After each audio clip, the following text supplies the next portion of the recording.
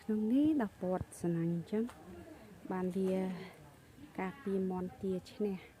នៅក្នុងនោះមានបន្លែអីផ្សេងៗដូចអាផ្កាស្វាយនៅក្នុងនោះក៏ជាបន្លែដែរបន្លែផ្អែមយកពូជពីខាងអ្នកនៅស្វាយសយកមកដាំ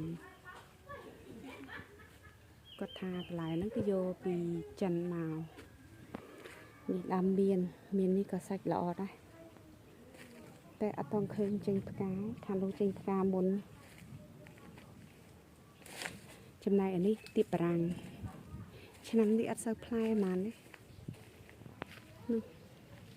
មានក្តាប់មានផ្លែ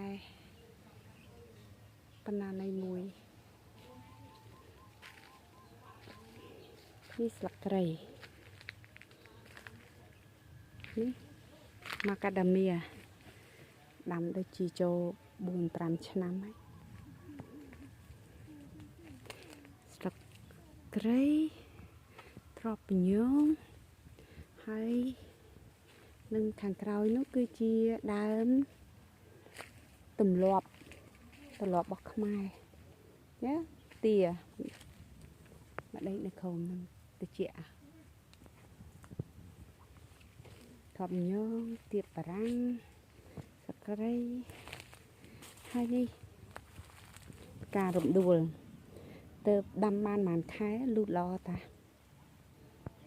តាំងយកមកទៀបកពស់នេះឥឡូវលូតបានខ្ពស់ហើយដាំពីដើមខាងនោះមានមួយដើមទៀតហើយដូងនោះជាដូងខ្ទិះហើយចេកអណ្ដែងស្វាយខរដូវ